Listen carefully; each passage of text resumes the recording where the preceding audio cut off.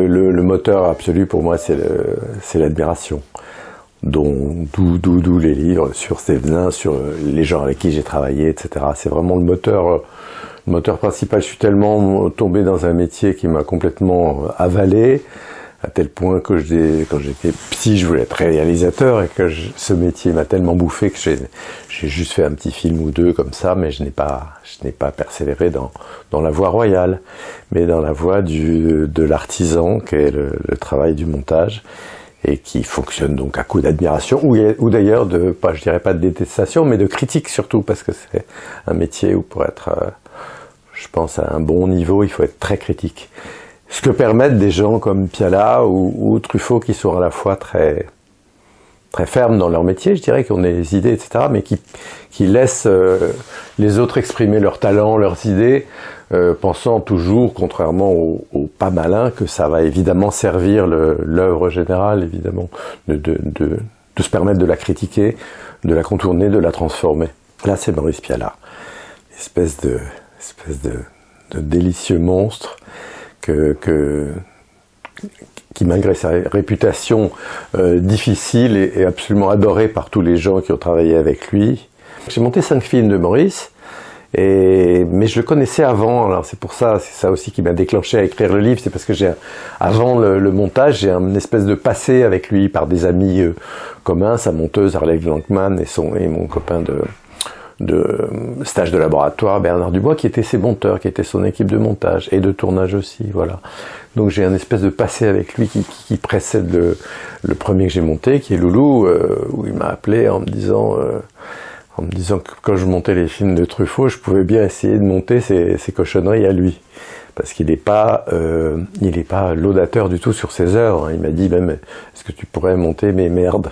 Ce qui est quand même extraordinaire quand on fait le cinéma qu'il fait, voilà. D'où d'ailleurs grande admiration, parce que même s'il y a une part de fausse modestie là-dedans, il y a aussi une part de véritable critique de soi-même, qu'il pratique vraiment vigoureusement. Pour Loulou, ça a été, comme tous les films au début avec Piala, c'est très difficile. Il a fait venir toute l'équipe à mon premier montage, ce qu'il ne fait jamais, y compris les producteurs, enfin tout le monde est venu, toute l'équipe de tournage, les producteurs, etc., alors que c'est un montage qu'il n'avait pas vu, puisque je montais pendant le tournage, et donc à la fin de la projection, il a dit voilà, 2D a monté toutes les mauvaises prises et a pris les plans là où il fallait les quitter, les a quittés là où il aurait fallu les prendre, etc. Puis on s'est mis au travail. Tout n'était pas si nul, bien sûr qu'il le dit, mais néanmoins c'était, je dirais, une première espèce d'examen. Alors moi j'ai un peu verdi, évidemment, sous le coup parce qu'il a dit ça devant tout le monde, hein, devant tous les gens de l'équipe, sous le coup de l'insulte ou de la désapprobation, mais j'ai aussi perçu, parce que je le connaissais un peu avant, et que déjà dès la première rencontre, il a une façon de s'adresser à vous qui est moqueuse, joueuse, etc. Donc j'ai aussi vu tout de suite la part de jeu là-dedans, donc c'était confirmé pour moi qu'on allait bien s'amuser. Et c'est vrai que c'est le type qui dit le plus de ceux avec qui j'ai travaillé, on ne travaille bien qu'en s'amusant. Donc moi, voilà, c'était la cour de récré extraordinaire, rêvé, puisqu'en plus le surveillant de la cour de récré est une espèce de génie, une espèce d'inventeur extraordinaire, et très libre surtout, très très libre.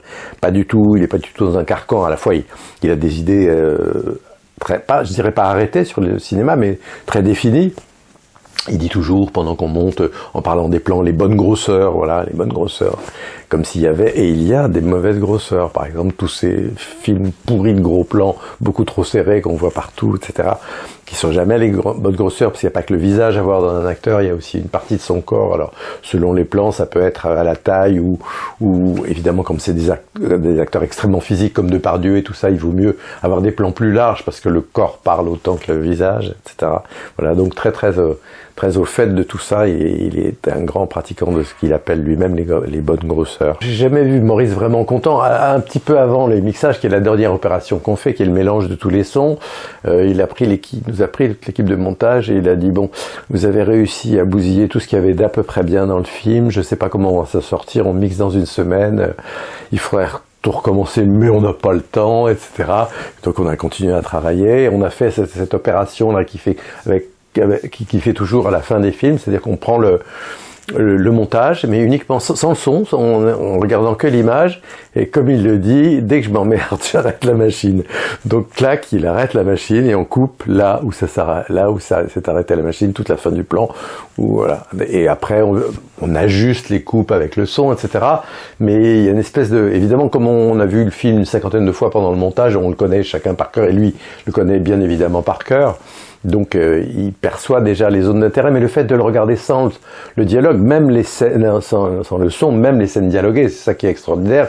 Il y a quand même un rythme intérieur qui se fait grâce au visage des acteurs, à la façon dont ils bougent leur visage, donc disent les dialogues. On sent, même si la phrase qui coupe, parce que c'est pas du tout le genre de metteur en scène qui tient une phrase, c'est pas parce que la phrase est écrite dans le scénario qu'il faut absolument la laisser.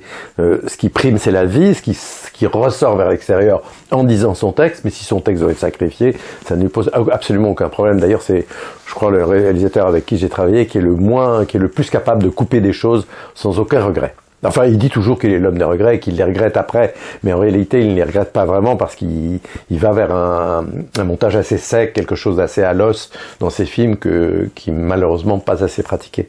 C'est le montage sur pellicule, donc on a, au lieu d'avoir à appuyer sur on a une espèce de manette de locomotive avec deux pellicules qui avancent ou qui reculent vers l'avant ou vers l'arrière, une pellicule image et une pellicule son qui sont toutes les deux synchrones, hein, qui roulent dans des roulements accordés entre eux, voilà. Et donc c'est très physique effectivement, et puis la pellicule est là. Sur une timeline, comme on appelle ça, on voit pas la réelle durée des choses, puisqu'on peut la grossir ou la rapetisser sans arrêt. Donc en fait, on n'a aucune notion de la physique élémentaire, je dirais, qu'est un morceau de pellicule où je sais que ça, c'est 2 secondes. Voilà, de là à là, c'est 2 secondes. C'est comme les couturiers, ils savent que leur fil, il leur faut pour coudre un bouton, je sais pas quoi, 32 cm. Et voilà, moi je sais aussi que dans la longueur que je viens de montrer, j'ai 2 secondes de film, 2 secondes de temps. Après Loulou, alors comme souvent, c'est quelqu'un d'assez chaleureux sur le moment, et puis je dois dire que les moments de travail, c'est aussi pour ça que ce que je vais raconter là est assez très particulier avec lui. Les moments de travail sont tellement forts que bien qu'il dise à chaque fois à la fin des films, bien qu'il soit jamais très content du film fini, enfin qu'il laisse supposer qu'il n'est pas tout à fait content, il dit on va se revoir, etc. Et jamais en fait on ne se voit pendant les films. Je pense pour cette raison que je viens de dire, c'est que la période de construction qu'on vit ensemble pendant le montage d'un film, qui est donc la dernière étape, donc je dirais cruciale en ce sens, eh bien c'est beaucoup moins fort que ce qu'on pourrait se raconter dans la vie et tout ça. On n'est pas vraiment amis. On est un peu amis, mais pas assez pour que dans la vie soit remplie par autre chose que le travail. Encore une fois, période la plus puissante entre des gens qui s'aiment bien, mais surtout fabriquent quelque chose ensemble. Donc on se voyait pas entre les films, puis tous les autres, il les a fait monter par d'autres gens. Et puis il m'appelait en cours il virait en quelque sorte, il virait la monteuse du tournage et il me remplaçait pour finir le film, etc. Donc c'était une situation assez compliquée parce que je prenais la place de gens, et de gens que j'admirais, Arlette Langman, Giordano, enfin, et Sophie Coussin, enfin ces monteuses qui étaient, que j'avais beaucoup d'admiration. Mais voilà, une fois qu'il avait décidé de virer la monteuse du tournage, les 3 fois où c'est arrivé, il n'y avait pas de discussion. Et moi, j'ai passé souvent les débuts de montage avec lui, à leur dire, ce serait bien qu'on finissons ensemble avec Martine, avec Giordano, avec Arlette Langman, avec machin, et jamais ça ne se faisait. Il disait oui, et puis jamais ça ne se faisait. D'une certaine façon, j'étais le dernier monteur en date, voilà. Et donc finalement le plus décisif, hein. Je pense que le jeu entre nous marchait mieux qu'avec ces monteuses. Je sais pas très bien pourquoi. Peut-être c'était comme en cours de récré, les jeux de garçons, quelque chose comme ça. Enfin, je dis ça très franchement, une espèce de camaraderie de jeu qui est assez parallèle. Puis je crois qu'il aimait bien la façon dont je prenais les choses. Après Loulou, il m'avait quand même dit merci d'avoir coupé pour moi les portes du cinéma français, ce qui veut pas seulement dire les entrées de chant, les entrées de portes, etc., mais les entrées de chant, c'est-à-dire les débuts et les fins de séquence, pour qu'on prenne tout de suite les choses dans l'art, qui est tout à fait sa façon de faire. D'ailleurs, on le voit bien dans les films suivants, parce que c'est de plus en plus raide et il n'a aucun problème à tourner ces charnières que sont les séquences écrites dans le scénario, qui font passer d'une étape à l'autre, et tous ces trucs-là, il les écrit soigneusement dans les scénarios, et à chaque montage, il les fiche à la poubelle. Parce que les grosses entités puissantes du film se suffisent à elles-mêmes, suivies de l'une à l'autre. Après, il y a Nos Amours, donc il m'appelle à Nos Amours, qui était déjà à moitié monté par Sophie Coussin. Et puis, il y avait eu 2 années de tournage, hein, c'était à 2 années de distance, etc. Et puis voilà, puis là, on s'est vite bien entendu aussi. Enfin, non, c'était pas plus difficile. Ce qui était compliqué, c'est que le film était assez fait de bric et de broc, puis deux périodes de Sandrine Bonner, quelque chose comme ça. Et finalement, ça dessine un film qui est une forme de chronique, dont les sauts dans le temps sont quelquefois étranges, parce que quelquefois c'est le premier tournage de Sandrine, 1 an avant, quelquefois le second, donc elle passe de l'adolescente joufflue à l'adolescente un peu plus mûre. Mais justement, je trouve que le récit qui se balance entre ces 2 états correspond assez bien à quelque chose qui est, je dirais, la vie qui va et qui vient d'une adolescente, qui est donc alternativement plutôt fraîche et jeune, et puis alternativement plutôt plus mûre, et donc, disons, pas déprimée, mais plus réflexive. Le film s'est très enrichi par ce phénomène. Après, oui, Silence, on va se revoir, on se revoit pas évidemment. Et puis après, Silence de quelques années. Et puis Police. Alors Police, Police, il a fait un coup assez rigolo. D'abord, il m'avait dit pendant le montage de Nos Amours, toi avec ta sale gueule, avec ta bonne gueule, je te ferai jouer un salaud. Et donc, il m'avait vaguement parlé du personnage d'avocat qu'a joué finalement Conina dans Police, en me faisant croire que je pouvais le jouer un jour. Puis comme il l'avait pas fait, que Police a commencé à être monté encore une fois par Sophie Coussin, je crois, il m'a donné un rôle d'acteur, qui suis vraiment pas acteur et j'aime pas vraiment ça, mais c'est toujours amusant avec lui parce que c'est un directeur d'acteur ludique, encore une fois, hein, pas du tout, c'est pas tu fais ci comme ça, tu fais ça comme ça, et voilà. Il laisse au contraire filer, et puis en général après la première prise il se moque de nous, et donc au lieu d'avoir peur, on se dit bon bah jouons ensemble, vous voyez, quelque chose comme ça. D'ailleurs c'est jeu d'acteur, hein. C'est net que c'est ça. Et donc il m'appâte un peu en quelque sorte en me faisant jouer un rôle, le macro de Sandrine Bonner dans le film. Et puis à la cantine, il me dit bah finalement si tu pouvais venir monter, ça serait quand même mieux. Donc voilà, troisième film où je viens après la monteuse du tournage continuer le film. Different Police, qui est le 3e, hein, c'est ça. Pareil, ça se passe bien et mal à la fois. Enfin, ça se passe sportivement, disons, comme toujours avec lui. Et puis encore un temps d'attente. Et puis qu'est-ce qu'il y a eu après? La Palme d'Or, là, oui, Satan. Satan, est-ce que je vais en cours, Satan Ah non, Satan, c'est le seul que j'ai monté entier, oui. D'ailleurs, c'est celui qui s'est le plus mal passé. C'est très compliqué, effectivement, de résister à toute une opération dont on voit bien qu'à chaque fois, elle était partagée d'une certaine façon. Et là, j'étais le seul responsable, enfin avec Sylvie Piala, sa femme, qui montait des séquences. Mais sinon, j'étais le seul monteur en titre, et c'était plus compliqué donc à vivre. Et bon, ça donne quand même une Palme d'Or. Ça donne aussi le dernier jour de tournage, il refait une séquence qu'avait joué Claude Berry et qui me fait jouer avec Sandrine Bonner. Donc je suis aussi acteur dans le film.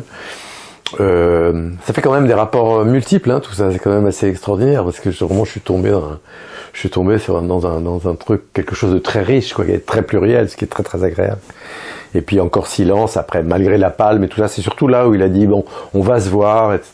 Et puis on s'est pas vu, et puis pareil pour Van Gogh, c'est Hélène Viard qui commence à monter le film, et puis à la fin du tournage, il veut plus la voir, et il m'appelle, et on continue à monter ce film qui est pour moi vraiment le plus riche.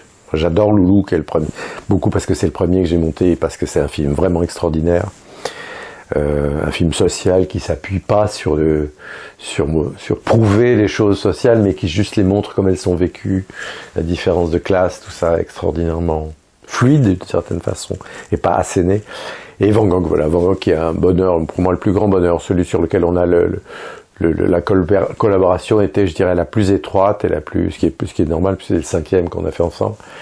Et film en plus long, très réussi, très varié, des séquences très longues, des séquences très courtes, des séquences très découpées, des séquences en plan séquence, enfin une espèce de variété artistique extraordinaire. Et puis là, alors beaucoup plus compliqué, le dernier, donc il me demande, c'est la première fois où il me demande avant le tournage où on se voit pendant la période et où il me dit tu vas monter Le Garçu. Et puis finalement, je finissais un film qui devait être 1 ou 2 semaines en retard, et il me dit comment je peux pas travailler avec des gens comme toi, pas sérieux, qui sont pas là à l'heure, etc. Donc je ne monte pas Le Garçu, le dernier film. Mais on se revoit 3 ans après, et puis il décide de faire des coupes dans le film, on les décide ensemble sur papier, de faire une 20aine de coupes, et puis il est mort pas longtemps après malheureusement, et on n'a donc jamais fait ces coupes. Mais d'une certaine façon, j'eus été le dernier monteur aussi du Garçu, ce qui ne s'est pas fait. La première fois, moi j'étais tellement heureux de travailler avec lui que, inconsciemment, mais pas gentiment, pas déontologiquement, comme j'aurais dû le faire, je ne préviens même pas Martine, enfin j'appelle pas Martine pour lui dire Maurice m'a demandé de te remplacer, qu'est-ce qu'on fait, etc. Et de toute façon, comme je l'ai dit, c'est vrai qu'à chaque fois ça s'est reproduit. Quand il veut plus entendre parler de quelqu'un, mais je crois qu'il y a une raison à ça. C'est pas tellement les personnes, en l'occurrence les 4 monteuses avec Hélène Viard qui ont monté le tournage, que le fait que une fois que tout est tourné, il atteint une étape différente. Donc un peu, d'une certaine façon, il jette le tournage, la monteuse avec l'eau du bain du tournage, et on entame une nouvelle période où tout est tourné, toute la matière est là. Donc il faut réfléchir au film autrement, je pense. Je pensais beaucoup ça, le phénomène. Plus que ma prétendue qualité supérieure avec les autres, qui sont toutes des grandes monteuses, autant Giordano que Langman, que Hélène Viard, que Sophie Coussin. Donc il y a un manque de logique terrible dans tout ça. Enfin, vous voyez ce que je veux dire quand je dis logique, c'est-à-dire oui, il y a pourquoi se séparer de quelqu'un qui travaille bien et dont il approuve la qualité professionnelle, puisqu'il a toujours dit autant d'Arlette que d'Hélène Viard, enfin que des 4, que c'était des grandes monteuses. Hein, donc il n'y a pas de raison objective. C'est horrible. Enfin, moi je suis tellement heureux de monter ces rushs qui pulsent incroyablement que je peux pas résister. Et puis voilà, à chaque fois je me fais, et à raison, tout à fait désapprouvé par la production, mais je connais l'oiseau et je sais qu'il ne reviendra pas sur des gens qu'il a rejetés. Enfin, ce qui n'est pas tout à fait vrai, parce que par exemple, sur Nos Amours, il y a une séquence avec laquelle j'avais du mal, et il a fait revenir Sophie Coussin en disant cet imbécile de Deden ne sait pas se débrouiller avec cette séquence, est-ce que tu pourrais la remonter comme tu l'avais fait il y a 6 mois, etc. Voilà, donc ça reste quand même complexe. Et ça prouve bien d'ailleurs que ces personnes que j'ai remplacées ne sont pas désapprouvées pour autant. Hélène Viard, qui avait été virée, est revenue pendant Police monter une séquence, pareil, dont Maurice estimait que, comme un gros crétin, je ne savais pas la monter. Ce qui est tout à fait vrai d'ailleurs, je n'y arrivais pas. Et puis Arlette Langman est venue pendant Loulou monter une séquence, pareil, que je ne savais pas monter, que je n'arrivais pas à monter. Et c'est ça d'ailleurs une des grandes qualités de Maurice, c'est de se servir justement des talents différents de chaque personne. C'est pour ça quand même, et bien évidemment, le travail de montage pendant le tournage des autres monteuses n'est absolument pas jeté à la poubelle, même s'il dit c'est mal monté de Giordano au début de Loulou, il y a plein de séquences, il y a pas mal de séquences dans Loulou qui sont montées par Giordano, à laquelle j'ai pas retouché ou quasi pas, ou nous n'avons pas retouché, voilà. Ah bah Salmôme parce que parce qu'il est colérique, affectif et puis tout d'un coup désagréable. C'est quand même ça, il se conduit comme un Salmôme, mais ça, pour moi, sa réponse est la suite de on ne travaille bien qu'en s'amusant, c'est-à-dire on travaille qu'en s'amusant, mais c'est comme en cours de récré, on se fait des croche-pieds, on se met à l'épreuve, voilà, quelque chose comme ça.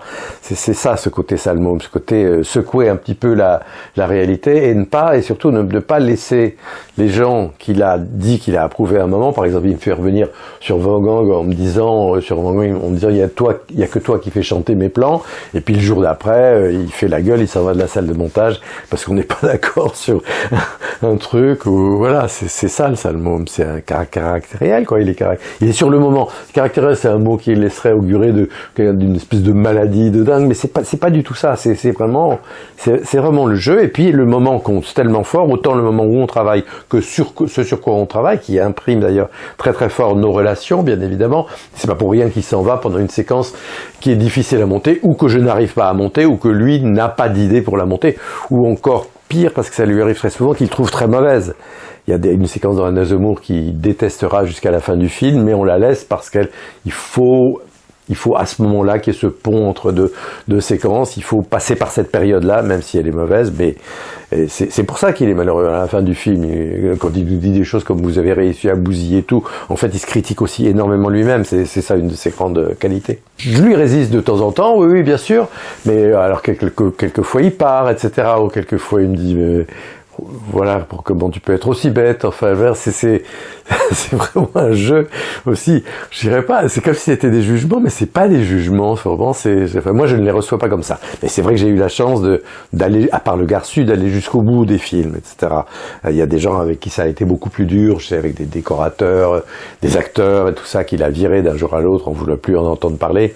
Moi c'est vrai que j'ai eu la chance de continuer avec lui, même si le Garçu, je ne l'ai pas monté, bien qu'on ait donc putativement remonté en parlant de coupe après. Je fais partie des chanceux, enfin de ceux qui ont, pas des chanceux, des gens qui l'ont apprécié, hein, je peux le dire sans aucune modestie, parce que c'est ça qui se passe, hein, c'est toi avec qui je joue, etc. C'est ça son choix, il se situe là. L'histoire que j'ai sur la direction d'acteur que j'ai vécue moi, qui ne suis pas acteur, je trouve qu'elle est révélatrice parce qu'elle dit bien la façon dont il considère les acteurs. Là encore, d'une façon directe, je dirais. La première prise, il me dit « Qu'est-ce que t'as à rester planté comme un piquet ?» Et la seconde prise qu'on fait, là, dans la scène de Satan avec ce bon air, il me dit « Mais pourquoi tu gigotes tout le temps ?» Donc voilà, on voit bien que ce qu'il s'agit c'est pas de fabriquer, c'est pas de faire même bien l'acteur, c'est d'être le plus possible comme on est, parce qu'il a une vision, il vous transperce quand même beaucoup, hein, la phrase là, toi avec ta bonne gueule je te ferai jouer un salaud, je veux dire c'est très net que c'est ça le rôle, et c'est vrai que je joue un rôle de lâche absolument terrifiant. D'ailleurs mon père quand il a vu le film il m'a dit j'ai jamais cru que tu pouvais être aussi lâche, ce qui est quand même extraordinaire, ce qui prouve bien cette qualité qu'a Piala de prendre les gens pour ce qu'ils sont ou pour ce qu'ils peuvent apparaître, vu à travers son œil à lui, qui les transforme quand même, parce que la qualité d'un grand directeur d'acteur comme lui, c'est de transformer les gens, ou de les voir de les montrer comme il veut les voir, ou comme il suppose qu'ils peuvent être. Donc on est percé à jour, ce qui est vraiment très dérangeant d'ailleurs, mais en finale, bien évidemment, on ne peut lui être que reconnaissant. Il y a pas mal d'acteurs qui, chez lui, qui n'étaient pas très bien, et qui, je vais pas les citer parce que c'est idiot, et qui chez lui sont, oui, transformés, sont bons parce que quelque chose qui pulse, et que lui a fait pulser. Ben, la position du monteur, elle est quand même extraordinaire parce que c'est le dernier intervenant. Enfin, à part le son, le mixeur, hein, qui mélange tous les sons, mais fait j'allais dire il n'y a pas de création. Si, il a une forme de création, mais sur le film dont la forme est finie par le monteur, enfin en tout cas par les monteurs, puisqu'il y a le réalisateur et le monteur, et les monteurs dans le cas de Maurice, puisque par exemple c'est pas seulement moi et les monteuses du tournage, par exemple sur Nos Amours, on a été jusqu'à 5 à monter des séquences, l'assistante, le monteur son, l'ancienne monteuse, moi, et puis je sais plus qui, sa femme Sylvie Piala qui monte aussi. Donc il emmagasine tous les talents pluriels qui peuvent servir au film.